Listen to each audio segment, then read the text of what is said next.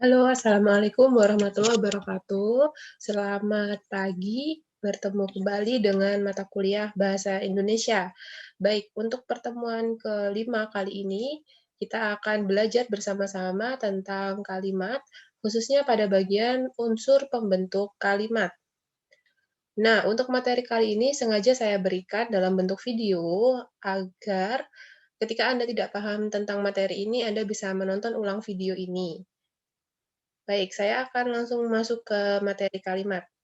Nah, untuk konsep kalimat sendiri, mungkin, ini materi yang sudah sering, bahkan bertahun-tahun Anda pelajari selama sekolah, mulai dari SD, SMP, bahkan SMA, dan sekarang di perguruan tinggi, kita bertemu lagi dengan materi kalimat ini.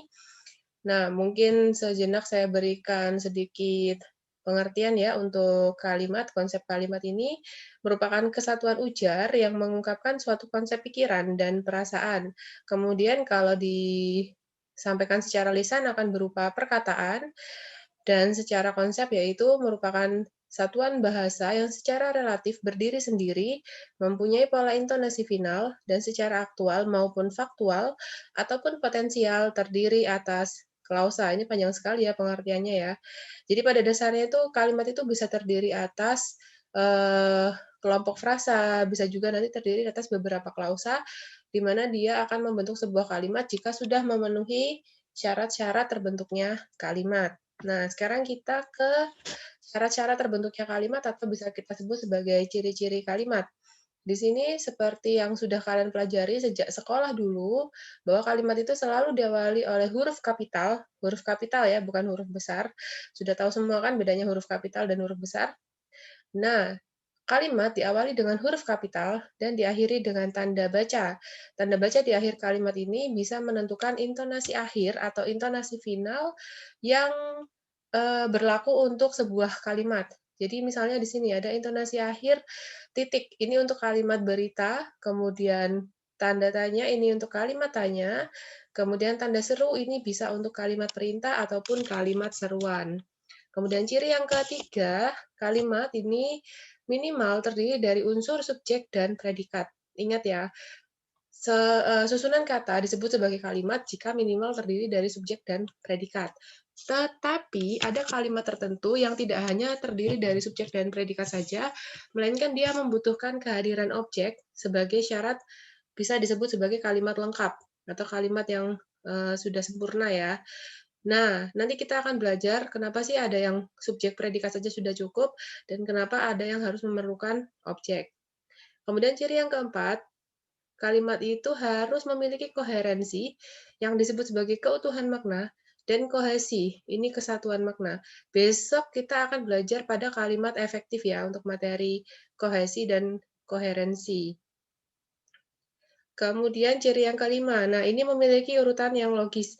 Urutan yang logis ini bisa kita lihat dari subjek, predikat, objek, keterangan, dan pelengkap. Ini berdasarkan urutan peletakannya ya, karena tidak semua unsur itu bisa kita bolak-balik posisinya. Baik, kemudian yang terakhir, ciri kalimat. Nah ini berkaitan ya, yang ciri ketiga dengan ciri keenam.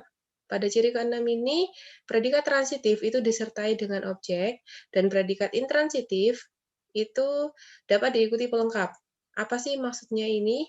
Nah, sebelum kita ke subjek, predikat, objek, pelengkap, dan keterangan, saya akan jelaskan dulu tadi apa sih bedanya tentang, nah ini ya, kalimat yang minimal terdiri dari subjek dan predikat, serta kalimat yang terdiri dari subjek, predikat, dan objek.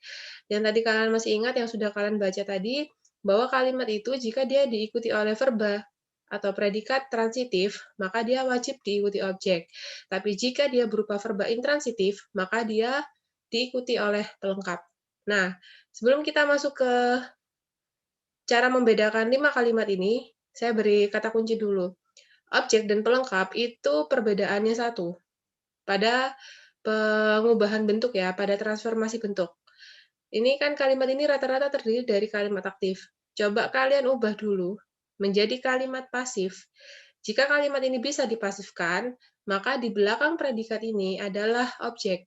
Dan jika tidak bisa dipasifkan, maka yang ada di belakang predikat ini adalah pelengkap. Baik, saya beri waktu 10 detik dari sekarang.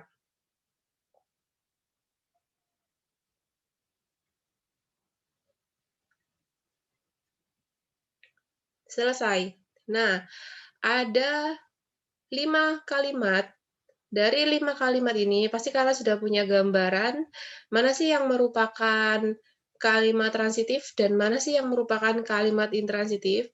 Nah, sekarang silakan kalian eliminasi 5 kalimat ini menjadi kalimat mana yang sudah bisa berdiri sendiri dan kalimat mana yang belum bisa berdiri sendiri. Maksud pertanyaan saya adalah, tentukan kalimat yang sudah lengkap atau sudah sempurna unsur-unsurnya, dan tentukan kalimat yang belum lengkap unsur-unsurnya. Silakan kalian jawab di kolom komentar ya. Baik, selanjutnya.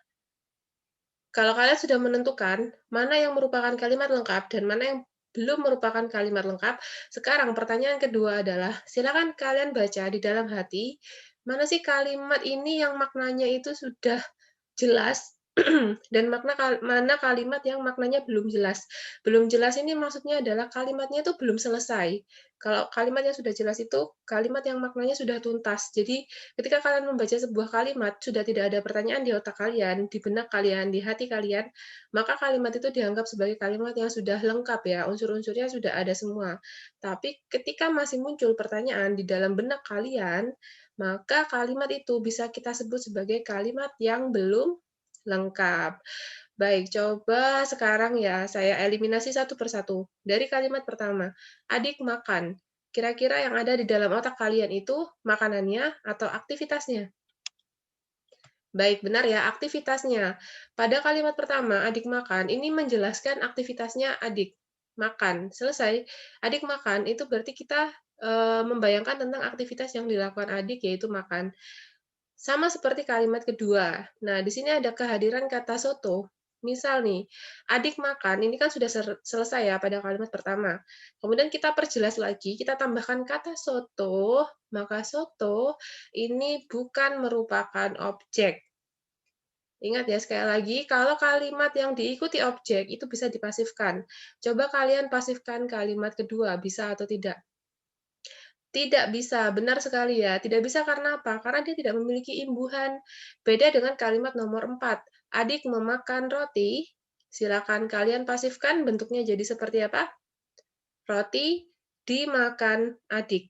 Beda dengan kalimat kedua, soto makan adik. Tidak bisa kan? Karena memang dia tidak memiliki imbuhan. Nah, kalimat satu dan kalimat dua ini disebut sebagai kalimat. Benar sekali. Ini kalimat intransitif, yaitu kalimat yang tidak membutuhkan objek. Ingat ya, tidak butuh gitu ya. Jadi dia itu tidak butuh, sehingga ketika ada kata di belakang predikat, yang saya warnai merah ini predikat ya. Ketika muncul kata di belakang predikat, maka sudah bisa dipastikan kata tersebut bukanlah objek, melainkan pelengkap. Nah, sekarang kita ke kalimat nomor 3 dan nomor 4. Pasti dari tadi sudah banyak yang bertanya-tanya. Kalimat ketiga ini jelas sekali ya, dia tidak baku, maksudnya tidak baku adalah kalimat ini belum tuntas atau belum selesai. Sehingga pada kalimat nomor 3 ini perlu kita tambahkan objek. Betul sekali. Seperti nomor 4 ini, kalimat ini sudah sempurna ya, sudah tidak menimbulkan pertanyaan dalam otak kalian, dalam benak kalian, dalam hati kalian. Jadi adik memakan roti. Nah, di sini roti dia berfungsi sebagai objek, betul sekali. Roti berfungsi sebagai objek karena dia dapat dipasifkan. Roti dimakan adik. Nah, kenapa kalimat nomor 3 ini belum tuntas? Betul sekali, karena kata memakan ini merupakan verba transitif, yaitu verba atau kata kerja yang memerlukan kehadiran objek supaya kalimat itu tuntas. Sekarang, bandingkan nomor 1 dan nomor 3. Adik makan dengan adik memakan, apa bedanya? Baik ya, benar sekali. Pada kalimat adik makan ini menjelaskan aktivitasnya, tapi pada kalimat adik memakan ini menjelaskan apa yang dimakan sama adik. Nah, ini perlu sekali diberi objek untuk memperjelas, oh adik sedang makan roti, bukan makan beling apalagi makan teman, seperti itu ya. Sehingga di sini sekali lagi kalimat nomor 3 ini adalah kalimat transitif berdasarkan jenis predikatnya. Lalu bagaimana dengan kalimat nomor 5? Adik belajar matematika, Menurut kalian, matematika ini dia sebagai objek atau sebagai pelengkap? Silakan ditebak, matematika ini sebagai objek atau sebagai pelengkap? Baik, betul sekali ya. Ini sengaja belum saya ubah warnanya. Jadi kata matematika itu adalah, benar sekali ya, matematika itu adalah pelengkap, bukan objek. Karena awalan ber ini tidak dapat dipasifkan. Kemudian, nah itu tadi untuk penjelasan tentang kalimat tadi ya, tentang kalimat berdasarkan predikatnya, seperti disebutkan di ciri-ciri awal kalimat tadi, bahwa kalimat dibagi menjadi dua berdasarkan predikatnya. Kalau kalimat yang predikatnya membutuhkan objek, sekali lagi disebut sebagai kalimat transitif, benar sekali ya. Karena di belakang predikat itu pasti objek. Dan objek cirinya itu dapat diubah menjadi subjek ketika dia berubah bentuk dalam kalimat pasif. Kemudian yang kedua tadi, kalau predikatnya itu tidak membutuhkan objek, maka itu disebut sebagai kalimat intransitif. Kalaupun nanti muncul kata di belakangnya predikat, itu sudah pasti bukan objek, melainkan pelengkap, dan pelengkap tidak dapat berubah menjadi subjek ketika dipasifkan. Baik ya, untuk kalimat transitif dan intransitif ini, apakah ada pertanyaan? Jika ada pertanyaan, silakan Anda tulis di kolom komentar. Nanti kita bahas di kelas ya. Nah, kemudian ini adalah materi kalimat yang kalian pelajari dari zaman SD, SMP, SMA, bahkan di perguruan tinggi. Selama ini kalian belajarnya ayah membaca koran, ibu menggoreng ikan, Budi membaca buku, dan sejenisnya itu yang semuanya merupakan kalimat verbal. Nah, apa kabar kalimat nominal? Apakah kalian merasa bingung jika berhadapan dengan kalimat seperti ini? Adiknya cantik, paman di kantor, istri Nando 5. Jika kalian bertemu dengan kalimat seperti ini, kira-kira kalian bingung nggak sih predikatnya itu yang mana? Karena selama ini, bahkan ketika saya sekolah ya, ini testimoni jujur ya dari dosen bahasa Indonesia ya. Saya tuh ingat sekali guru-guru saya itu yang sangat berjasa mengantarkan saya menjadi dosen bahasa Indonesia. Waktu saya sekolah dulu memang lebih banyak mengajarkan di kalimat verbal. Padahal ada kalimat yang bukan verbal atau selain kalimat verbal ini yang juga tidak kalah penting untuk dipelajari. Jadi ini juga sangat penting. Coba deh kalian ingat-ingat soal SBMPTN atau mungkin soal ujian UTBK atau mungkin soal ujian untuk kelulusan ya jika kalian bukan angkatan COVID. Kalau angkatan COVID sepertinya tidak ada UNAS ya. Maka di sini kalian akan sering sekali bertemu dengan kalimat nominal. Bahkan jarang sekali soal-soal ujian masuk universitas atau mungkin masuk STAN atau mungkin semacam ujian mandiri gitu ya, yang soalnya itu berupa ayah membaca koran. Itu saya jarang sekali menemukan. Pasti kalimatnya itu kompleks dan kalian bingung mencari kata kerjanya yang mana. Jika seperti itu yang kalian alami, maka selamat datang ya di dunia kalimat nominal. Karena dalam dunia kalimat nominal ini, kalian tidak akan pernah menemukan predikat yang berupa kata kerja. Dalam kalimat nominal, itu predikatnya selain kata kerja. Dan yang berupa kata kerja tadi hanya kalian jumpai pada kalimat verbal. Coba nanti kalian pelajari lagi tentang kelas kata dalam bahasa Indonesia. Itu ada banyak sekali, ada verbal, nominal, adjektiva, kemudian ada adverbia, dan lain-lain ya. Silakan Anda baca-baca. Nah, di sini untuk kalimat nominal ternyata pada kalimat adiknya cantik, ini kan cantik itu merupakan kata sifat. Paman di kantor ini kata keterangan. Istri Nando 5, 5 ini kata bilangan. Setelah saya beri clue, saya beri petunjuk, kira-kira kalian paham nggak sih? Berarti yang mana predikatnya? Nomor satu, baik, betul sekali. Adiknya cantik, predikatnya itu pada kata cantik. Kalimat nomor dua, paman di kantor, predikatnya di kantor. Kemudian pada kalimat nomor 3, istri Nando 5, predikatnya 5, betul sekali. Nah, sekarang pasti tambah bingung ya, kok bisa ya ini semuanya jadi predikat? Nanti kita akan belajar tentang ciri predikat. Di sini saya berikan langsung ya. Predikat itu merupakan jawaban atas pertanyaan bagaimana, mengapa, berapa. Dan predikat itu menjelaskan subjek. Ini ya, predikat adalah unsur utama di dalam kalimat yang berupa kata, frase, kerja, kalau dia dalam bentuk kalimat verbal, dan selain kata kerja dalam kalimat nomina. Ingat ya, jadi predikat itu yang menjelaskan si subjek, dan dia harus bisa menjawab pertanyaan bagaimana, mengapa, atau berapa. Maaf ya, ini saya loncat-loncat dulu. Kembali ke soal tadi. Contoh di sini. Adiknya cantik. Kira-kira kata tanya yang tepat untuk menggambarkan si adik ini apa? Benar sekali. Bagaimana adiknya? Jawabannya cantik. Berarti kata cantik yang bisa menjawab kata tanya bagaimana, dia adalah predikat. Ingat lagi tadi ya, predikat harus bisa menjawab pertanyaan berapa. Istri Nando 5. Kalau kalian mau tanya jumlah istri Nando, pertanyaannya apa? Baik, benar sekali. Berapa istri Nando? Jawabannya 5. Berarti ketika dia bisa menjawab pertanyaan berapa, maka itu disebut sebagai predikat. Nah, semoga kalian paham dulu ya dari bedanya ini ya. Dan predikat itu harus menjelaskan si subjek. Contoh kata di kantor. Di kantor ini menjelaskan keberadaannya si paman. Jadi paman di kantor, ini kalimat sudah benar ya. Dia terdiri dari subjek dan predikat. Tapi predikatnya ini di kantor ini dia berupa kata keterangan. Adiknya cantik. Kata cantik menjelaskan keadaan si adik itu. Adiknya kenapa? Cantik. Kemudian istri Nando berapa? 5. Jadi 5 itu menjelaskan jumlahnya si subjek, yaitu jumlah istrinya Nando. Baik, semoga kalian tidak bingung ya dengan penjelasan yang baru saja saya berikan. Nah, sekarang kita akan masuk ke ini, bukan ciri-ciri ya, ini penjelasan tentang apa itu subjek, apa itu predikat, apa itu objek, pelengkap, dan keterangan, biar kalian tidak bingung dengan konsepnya ya. Kita ke subjek dulu. Kalau berdasarkan definisi, subjek adalah unsur pokok yang terdapat pada sebuah kalimat di samping unsur predikat. Ingat, dia itu unsur pokok di samping unsur predikat. Maksudnya bukan di samping secara posisi bersebelahan, tidak ya. Maksudnya ada dua unsur pokok di dalam kalimat, yaitu subjek dan predikat.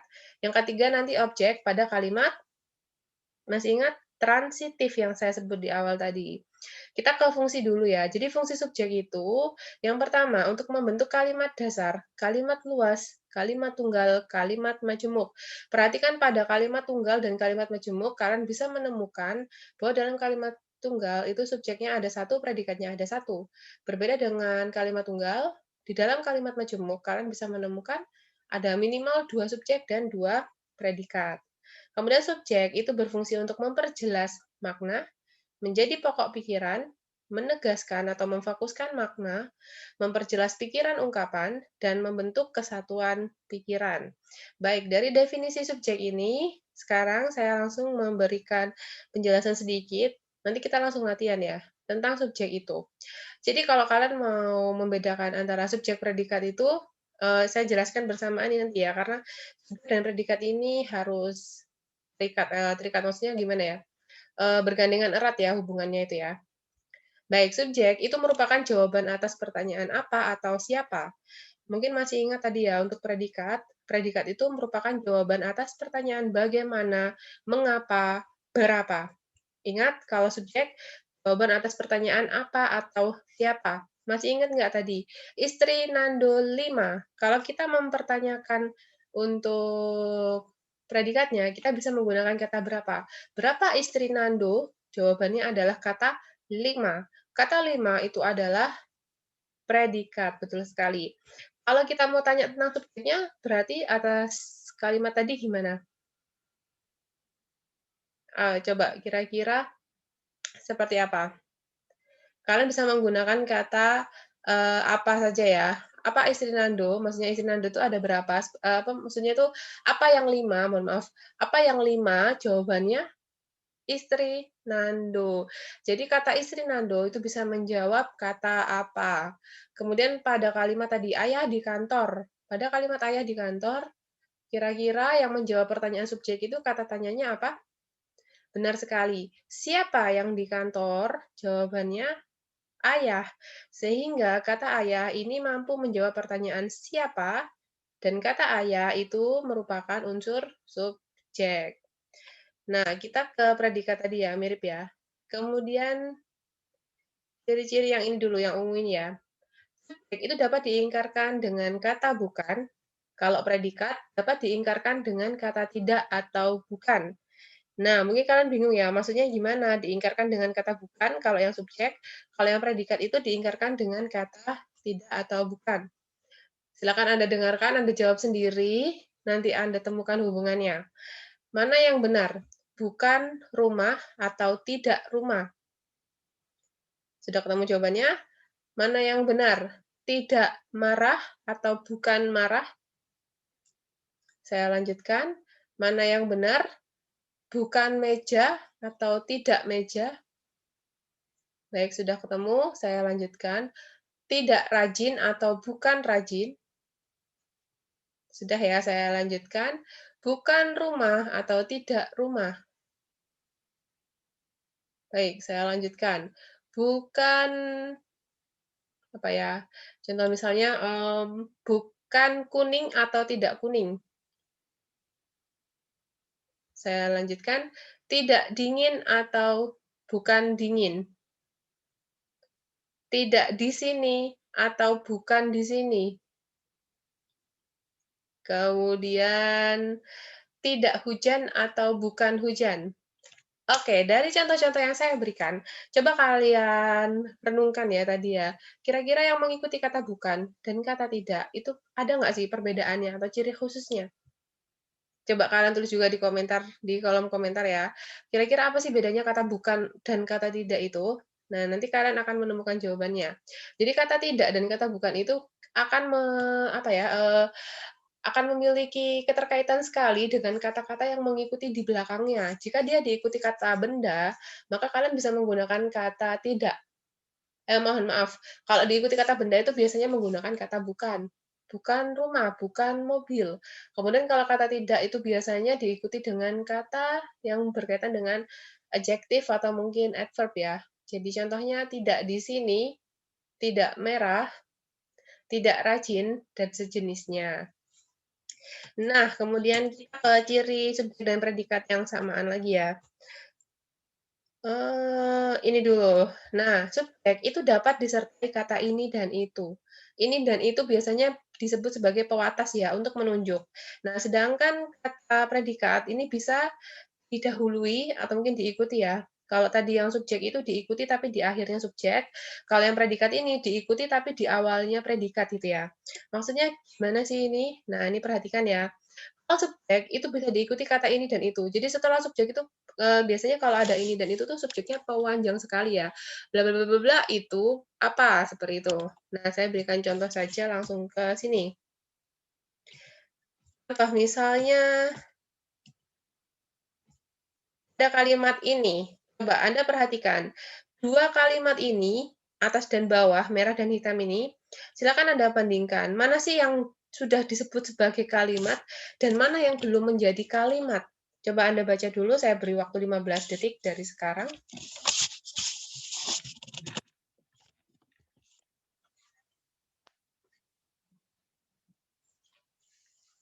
Sudah ya.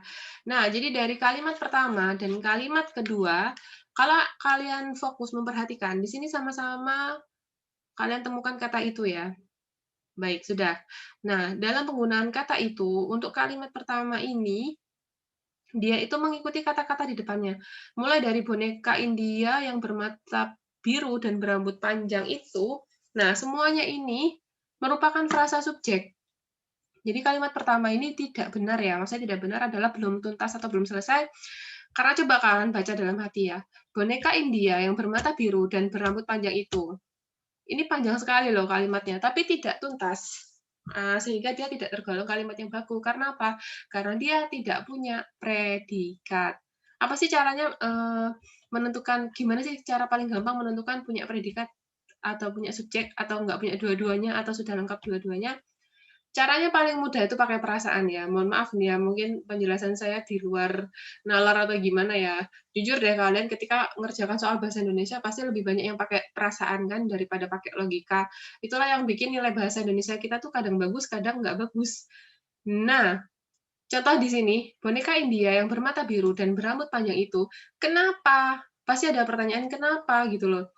Ketika masih muncul pertanyaan kenapa, Maka deretan kata-kata ini meskipun panjang sekali satu layar mungkin ya, dia tidak bisa disebut sebagai kalimat karena tidak jelas.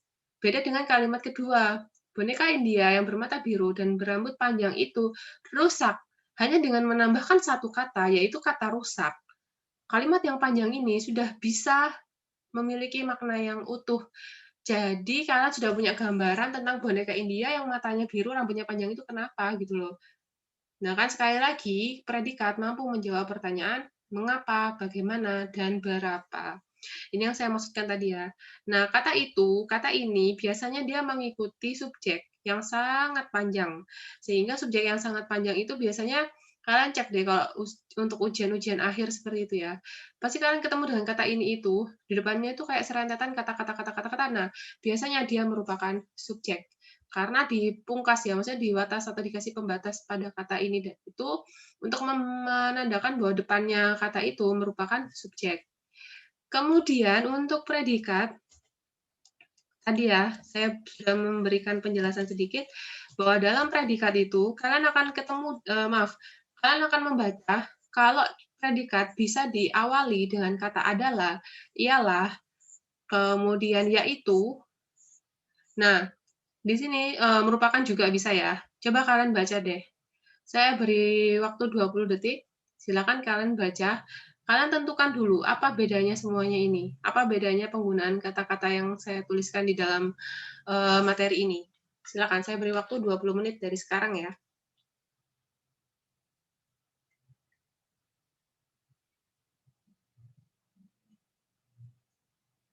Maaf, maksud saya 20 detik. Baik, saya lanjutkan. Jadi, penggunaan kata-kata adalah, ialah, merupakan, yaitu, ada yakni juga ya. Ini dia mengawali sebuah predikat gitu loh. Dan biasanya di sini penggunaan kata-kata apa ya, ini saya bisa bilang kayak kata-kata definisi gitu kan.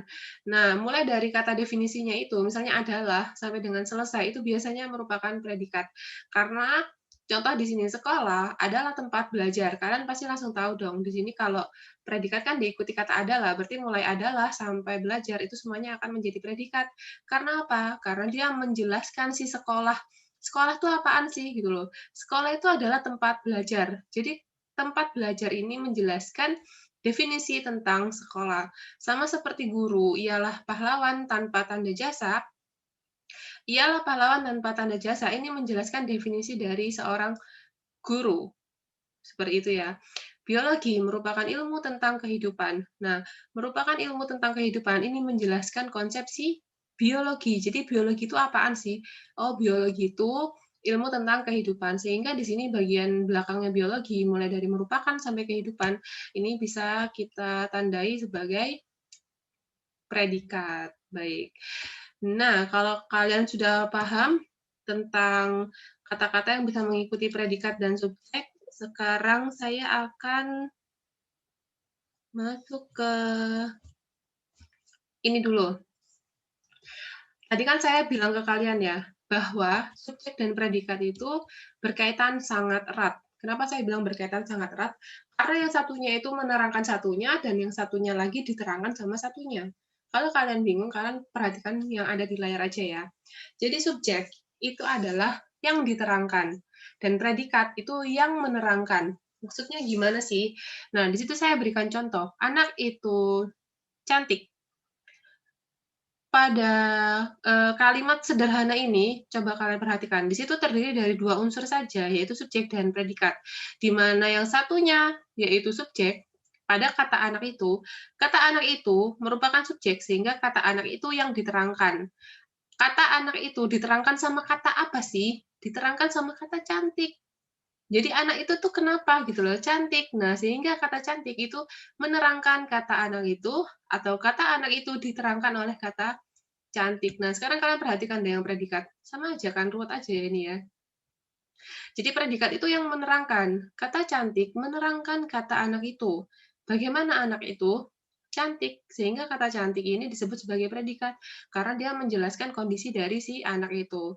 Kembali ke subjek. Sekali lagi ya, subjek itu yang diterangkan. Sehingga di sini ada pada kalimat anak itu cantik, maka ketika ada pertanyaan siapa yang cantik, anak itu. Berarti kan kata anak itu diterangkan oleh kata cantik. Karena anak itu diterangkan, maka anak itu merupakan subjek. Baik, betul sekali ya. Saya lanjutkan ke sini. Mungkin sampai di sini ada yang bingung, bingung banget, bingung aja, atau mungkin ada yang sudah paham. Boleh kalian nanti tanyakan ya waktu kita pertemuan di kelas tatap muka, silakan. Nah, sekarang saya ada materi tentang unsur frasa. Ini mirip sekali dengan materi subjek dan predikat yang sudah saya jelaskan tadi. Pada materi unsur frasa, ini ada dua, yaitu unsur S dan unsur P. Saya tidak bilang ini sama ya, nanti saya dihujat sama para senior ya. Bukan dihujat sih, maksudnya saya dulu pernah berdiskusi dengan salah satu teman saya, memang beliaunya sangat pandai sekali untuk materi ini, tapi saat itu saya mungkin salah menjelaskan atau mungkin salah membuat definisi ya, sehingga kurang bisa diterima. Baik, saya lanjutkan. Untuk unsur frasa, di sini ada dua. Ada unsur frasa diterangkan dan menerangkan. Ingat tadi yang sudah saya jelaskan, subjek itu yang diterangkan, predikat itu yang menerangkan. Saya buat padanan, gimana ya padanan itu maksudnya, saya buat dua penjelasan ini tuh seperti berkaitan atau mungkin mirip ya, bisa kita bilang mirip. Nah, jadi pada unsur frasa dengan unsur kalimat, itu memiliki persamaan pada subjek dan objeknya. Subjek dan predikat. Jadi kalau tadi kita dalam kalimat mengenal subjek dan predikat, nah dalam frasa itu kita mengenal adanya subjek dan predikat juga, tapi istilahnya kalau frasa itu DM, MD, mungkin kalian pernah dengar ya. Jadi dalam frasa itu kalian akan mengenal yang namanya unsur D dan unsur M. Ini mirip sama unsur S dan unsur P. Jadi unsur D itu diterangkan, kalau unsur M itu menerangkan. Nah ini ya saya buat hubungan kemiripannya. Jadi kalau diterangkan itu dalam kalimat dia seperti subjek. Nah, kalau menerangkan dalam frase ini, ketika dia menjadi kalimat itu disebut unsur P atau predikat. Nah, contoh pada frasa meja besar. Frasa meja besar, ini kata meja D diterangkan oleh kata besar M. Jadi kata meja diterangkan oleh kata besar. Dan kata besar M itu menerangkan kata meja. Mejanya kenapa? Jadi kata meja diterangkan oleh kata besar. Jawabannya mejanya besar. Kemudian kata besar ini menerangkan meja. Apanya yang besar? Meja. Saya ulangi ya. Kata meja D diterangkan oleh kata besar. Jadi kata meja diterangkan kata besar. Dan kata besar menerangkan kata meja. Seperti itu. Semoga bisa dipahami ya. Nah, ini yang saya maksud tadi. Konstruksi di atas mirip dengan konstruksi subjek predikat dalam kalimat ini. Silakan kalian perhatikan tadi sudah saya singgung ya. Anak itu cantik. Kata anak itu, subjek, diterangkan oleh kata cantik yang berupa predikat, dan kata cantik yang berupa predikat ini menerangkan kata anak itu. Jadi anak itu kenapa cantik? Siapa yang cantik? Anak itu. Nah, sampai di sini kira-kira apakah sudah paham dengan penjelasan yang saya berikan? Saya berikan sedikit tambahan ya sebelum kita ke unsur-unsur kalimat yang lain tadi. Nah, di sini kalimat itu terdiri dari unsur-unsur yang sangat kompleks ya. Kita akan berbicara dulu ke bagian yang paling sederhana, yaitu kata. Kata itu merupakan satuan bunyi yang memiliki makna. Kalau kata-kata yang tidak punya makna itu misalnya iuh, iuh itu kan kalian gunakan tapi nggak ada maknanya kan. Nah, seperti itu. Tapi kalau misalnya katanya kita ubah sedikit ya, misalnya HAI, hai. Nah, itu kan bisa kita gunakan untuk menyapa, sehingga dia sudah punya makna. Jadi kata itu satuan bunyi yang memiliki makna. Dalam contoh kalimat di sini, kata itu pada kata saya. Saya terdiri dari 4 huruf, tapi sudah punya makna ya. Saya sebagai seorang pribadi atau personal, seperti itu. Kemudian di atasnya kata, ini ada yang disebut sebagai frasa, tadi sudah saya singgung juga. Frasa itu merupakan kelompok kata yang menduduki satu jabatan fungsi. Ingat, yang disebut sebagai kelompok kata ini minimal terdiri dari dua kata. Jadi kelompok kata itu minimal terdiri dari dua kata dan dia itu menduduki satu jabatan fungsi. Jadi dalam contoh saya belajar bahasa Indonesia, kalian cari yang dua kata tapi fungsinya satu. Nah, benar sekali. Bahasa Indonesia ini terdiri dari dua kata ya, kata bahasa dan Indonesia. tapi dia hanya menduduki satu fungsi, sehingga dia nggak bisa berdiri sendiri di dalam sebuah kalimat. Dan ini dalam contoh ini bahasa Indonesia menduduki fungsi sebagai pelengkap. Kemudian di atasnya frasa yang lebih kompleks lagi itu disebut sebagai klausa. Kalau klausa itu kelompok kata yang menduduki dua jabatan fungsi atau lebih, tapi dia tidak memiliki salah satu ini ya. Tapi dia tidak memiliki S atau P, sehingga meskipun dia sudah berupa klausa, dia kadang itu tidak bisa berdiri sendiri, kecuali dia klausa bawah. Akan kalau dalam kalimat majemuk ada klausa bawahan sama klausa induk ya, seperti itu. Kecuali dia klausa induk, biasanya dia bisa berdiri sendiri. Contoh dalam kalimat ini, klausa bawahan itu adalah, mohon maaf, klausa bawahan ya, misalnya belajar bahasa Indonesia. Ini nggak jelas ya, maksudnya belajar bahasa Indonesia, iya kita paham. Terus kenapa belajar bahasa Indonesia itu loh? Biasanya dalam kalimat majemuk kalian akan ketemu seperti ini. Ketika saya belajar bahasa Indonesia, dia datang untuk apa ya? Dia datang untuk mengajak bermain seperti itu. Ketika saya belajar bahasa Indonesia, nah itu kan masih belum sempurna ya kalimatnya kan nggak jelas. Ketika saya belajar bahasa Indonesia, terus kenapa gitu ya? Nah, kemudian di sini ada yang atasnya klausa lagi. Di atasnya klausa itu ada yang disebut sebagai kalimat. Kalau kalimat itu merupakan kelompok kata yang minimal terdapat dua jabatan fungsi, yaitu subjek dan predikat, serta tidak menimbulkan kerancuan. Jadi masih ingat ya, tadi ada kalimat transitif sama intransitif. Kalau dalam kalimat transitif, otomatis unsurnya jadi tiga, yaitu dia SP yang membutuhkan objek. Sedangkan dalam kalimat intransitif, unsurnya hanya dua, yaitu subjek dan predikat. Kemudian di sini paragraf. Nah, di atas kalimat itu, kalimat-kalimat yang berkumpul jadi satu, itu disebut sebagai paragraf. Kalau paragraf ini adalah kelompok kalimat yang tersusun atas satu gagasan pokok. Makanya dalam ujian-ujian nasional, ujian akhir, kemudian UTBK, SBMPTN, kalian bisa menemukan bahwa penggunaan ini ya, apa namanya ini, eh, paragraf itu biasanya kan ada soal seperti ini. Ide pokok dari paragraf kedua teks di atas adalah seperti itu. Nah, karena kelompok kalimat itu jika sudah membentuk satu paragraf, dia harus memiliki kohesi dan koherensi antar kalimatnya sehingga bisa mendukung satu gagasan pokok yang ada di dalam sebuah paragraf. Kemudian kumpulan dari paragraf yang banyak itu akan membentuk suatu wacana. Wacana ini merupakan kelompok paragraf yang tersusun atas satu topik pembicaraan. Nah, kalau tadi satu paragraf terdiri dari satu gagasan pokok, maka dari beberapa gagasan pokok yang ada di dalam paragraf itu, kalau menjadi satu kesatuan, dia akan menjadi sebuah wacana. Sehingga biasanya dalam wacana itu, topik pembicaraannya sama. Misalnya seperti ini ya, ada sebuah wacana tentang ini, metode pembelajaran untuk peralihan dari study from home seperti kalian ya, belajar dari rumah menuju ke belajar normal ya, belajar di kampus seperti itu. Nah, itu kan ada yang disebut sebagai ini, apa, hybrid learning ya, pembelajaran hibrid itu dengan cara setengah persentase mahasiswa masuk dan setengah persentase mahasiswa itu libur, gantian gitu ya yang datang ke kampus.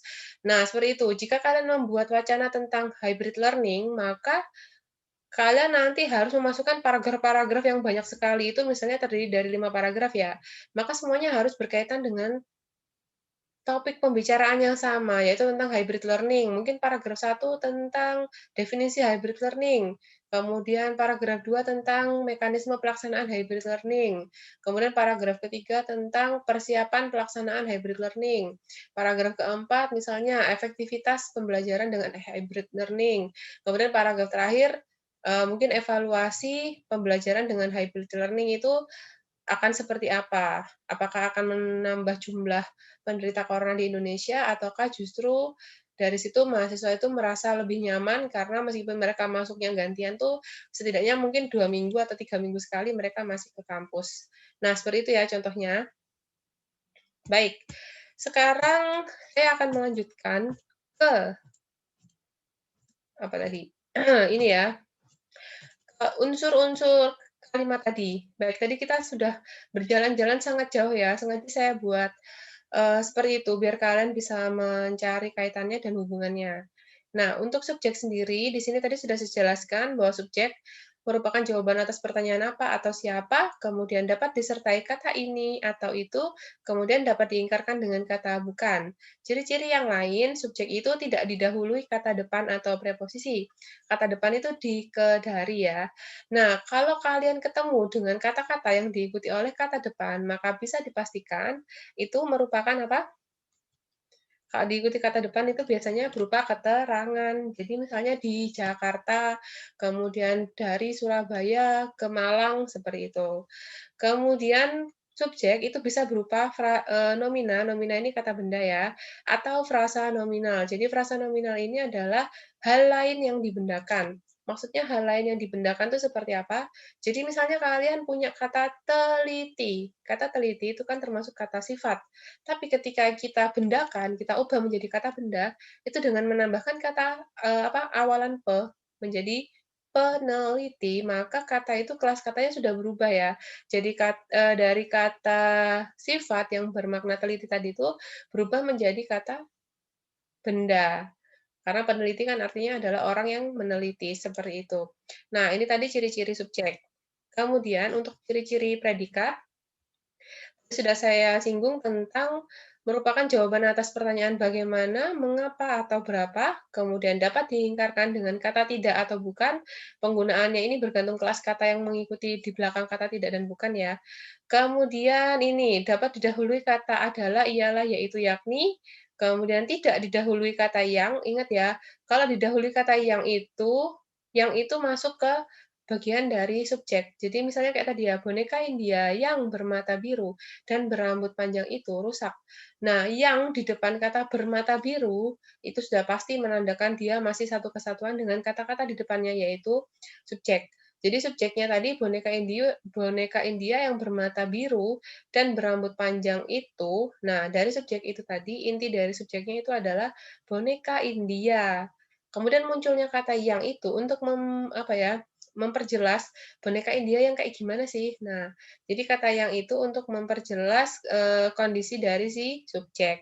Sehingga kalau kalian ketemu kata yang, meskipun di belakangnya ada me, be, ada imbuhan yang menandakan kata kerja, sudah bisa dipastikan bahwa di belakang kata yang itu masih bagian dari subjek, bukan predikat.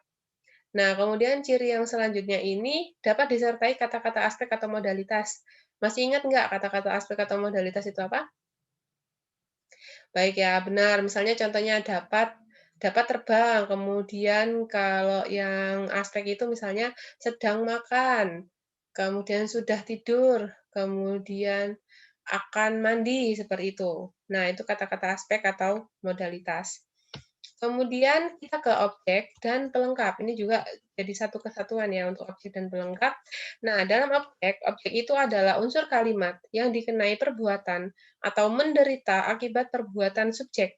Jadi objek itu unsur kalimat yang dikenai perbuatan. Jadi kalau dalam pelajaran SD, SMP, SMA, kalau kalian masih ingat, ibu menggoreng ikan, maka yang menderita dari kalimat itu siapa? Ibu apa ikan?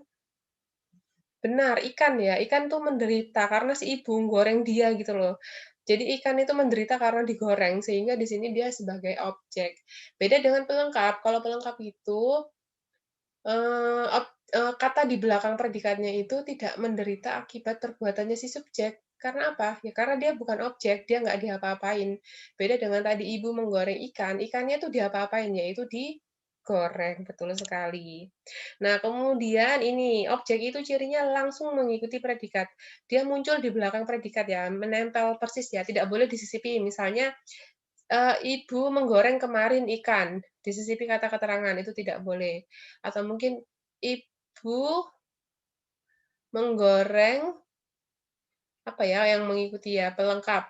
Pokoknya seperti itu ya. Jadi kalau misalnya dia berupa objek, maka dia posisinya harus melekat langsung di belakangnya predikat, betul sekali. Ini ya ciri utamanya tadi dapat menjadi subjek dalam kalimat pasif atau dapat dipasifkan. Yang ketiga, tidak didahului kata depan atau preposisi. Ingat, objek itu tidak didahului kata depan atau preposisi karena itu merupakan ciri dari keterangan. Kemudian ini, objek dapat didahului kata bahwa. Misalnya tadi dalam contoh teks ya, Ilham mengatakan bahwa hari ini hujan. Nah, kata bahwa ini merupakan penanda bahwa setelah kata bahwa itu merupakan objek. Maaf ya kalau tadi saya ada yang salah ngomong ya antara objek dan subjek. Semoga kalian paham ya bahwa yang saya jelaskan saat ini adalah objek. Nah, kita ke pelengkap. Kalau objek tadi dapat dipasifkan, maka kalau dalam pelengkap ini dia tidak dapat dipasifkan. Jadi dia tidak dapat berubah jadi subjek dalam konstruksi pasif. Kemudian sama seperti objek, pelengkap juga tidak dapat didahului oleh preposisi atau kata depan tadi. Kemudian, nah ini yang penting ya. Sebentar.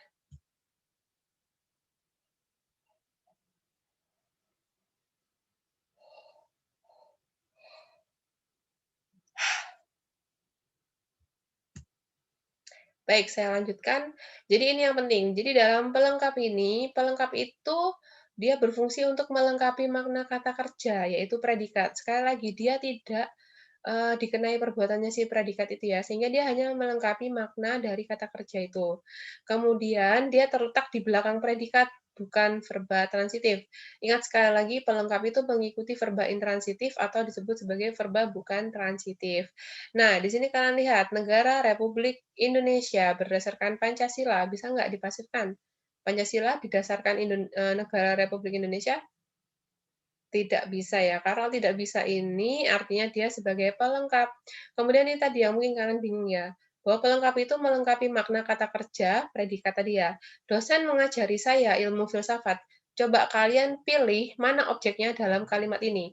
Kalimat ini memiliki double objek dan ini ya, objek dan pelengkap yang melekat secara bersamaan. Nah, cara menentukannya, mana yang pelengkap, mana yang objek, kalian cari siapa yang menderita karena adanya si subjek, yaitu si dosen ini. Silakan kalian tentukan. Benar sekali. Yang menderita itu si saya ini kan. Jadi saya itu menderita karena dosen itu ngajari saya ilmu filsafat, menderita perbuatan, atas proses pengajaran ini ya. Nah, kalau kalian masih bingung, kenapa kok saya menjadi objek dan ilmu filsafat kok menjadi pelengkap? Coba kalian balik menjadi kalimat pasif. Gimana bunyinya? Saya diajari dosen ilmu filsafat. Nah, sehingga ketika ada unsur yang bisa dipasifkan, maka unsur itulah yang merupakan objek.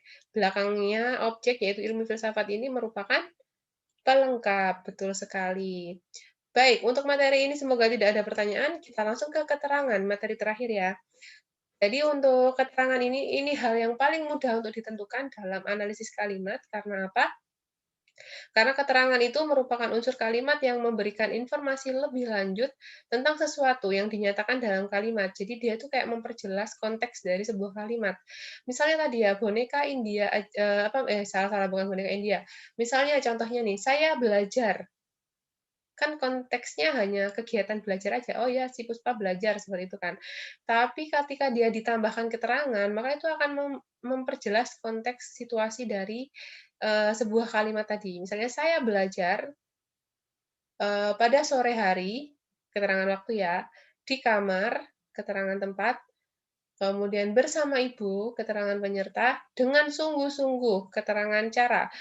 Nah, dari situ kalian bisa tahu bahwa keterangan itu benar-benar bisa memperluas sebuah kalimat dan memberikan ini ya, selain memperluas sebuah kalimat, dia itu bisa memberikan gambaran situasi terhadap sebuah kalimat yang kalian baca. Jadi kalian bisa membayangkan kejadiannya seperti apa.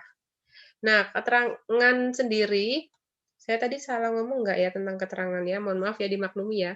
Kemudian keterangan sendiri ini memberikan informasi tentang waktu, tempat, tujuan, cara, alat, kemiripan, sebab, atau kesalingan. Nah, ini maaf, macam-macam keterangan ya. Kemudian keterangan, nah ini yang saya maksud dari tadi, bisa diawali dengan kata depan, seperti di, ke, dari, pada, dalam, dengan, dan bisa juga diikuti dengan kata penghubung atau konjungsi kalau dia berupa anak kalimat. Contohnya, ketika hari sedang hujan, dia membeli bakso, seperti itu misalnya. Nah, berarti ketika hari sedang hujan itu dia diikuti konjungsi ya, maka anak kalimatnya itu yang ketika hari sedang hujan. Ingat ya, anak kalimat itu masih menimbulkan pertanyaan. Kalau induk kalimat itu kalimat yang sudah tuntas, jadi dia tanpa diikuti anak kalimat itu sudah bisa berdiri sendiri. Tapi kalau anak kalimat tidak diikuti induk kalimat, dia tidak bisa berdiri sendiri. Contohnya, ketika hari sedang hujan, titik. Kalimatnya udah selesai belum? Belum sekali, benar sekali. Kenapa belum selesai? Ada pertanyaan nggak di otak kalian? Nah, benar sekali, ketika hari sedang hujan, ngapain gitu kan? Makan kek, atau mungkin ngelamun kek, atau nangis kek, seperti itu kan. Nah, sehingga kalian perlu menambahkan adanya induk kalimat itu dalam kalimat majemuk tadi ya. Ketika hari sedang hujan, dia membeli bakso, seperti itu. Nah, itu tadi untuk anak kalimat dan induk kalimatnya. Kemudian keterangan ini memiliki keleluasaan letak atau posisi, dia bisa di awal, di akhir, atau menyisip antara subjek dan predikat. Yang tidak bisa dia menyisip di antara predikat dan objek, betul sekali. Contohnya, misalnya apa ya, ayah, misalnya ayah pergi ke Jakarta, seperti itu. Kita ubah kalimatnya ya, ke Jakarta, ayah pergi, bisa nggak? Ayah ke Jakarta pergi? Tidak bisa ya. Misalnya apa, contohnya, dia tidak masuk sekolah kemarin, misalnya seperti itu. Kita coba taruh kemarinnya di depan ya. Kemarin dia tidak masuk sekolah. Kemudian kita taruh di antara subjek dan predikat, dia kemarin tidak masuk sekolah. Kalau kita taruh di antara predikat dan objek, dia tidak masuk sekolah, eh, dia tidak masuk kemarin sekolah. Nah, itu tidak bisa ya. Oke, dari penjelasan ini untuk subjek, predikat, objek, dan keterangan, apakah ada yang mau ditanyakan? Jika ada pertanyaan, silakan kalian tulis di kolom komentar. Nanti kita bahas saat perkuliahan tatap muka di kelas Bahasa Indonesia untuk pertemuan selanjutnya. Baik, terima kasih atas perhatian kakak-kakak mahasiswa semua. Saya doakan sehat selalu. Semoga nanti kita bisa bertemu dalam perkuliahan tatap muka ini ya di kelas luring ya atau di kelas offline. Semoga wabah corona ini, pandemi ini segera berakhir. Jangan lupa untuk vaksin ya, mungkin yang belum belum dapat giliran, semoga segera mendapat giliran untuk vaksin. Baik, sekali lagi saya akhiri dan terima kasih atas perhatiannya. Wassalamualaikum warahmatullahi wabarakatuh. Selamat pagi. Stop here.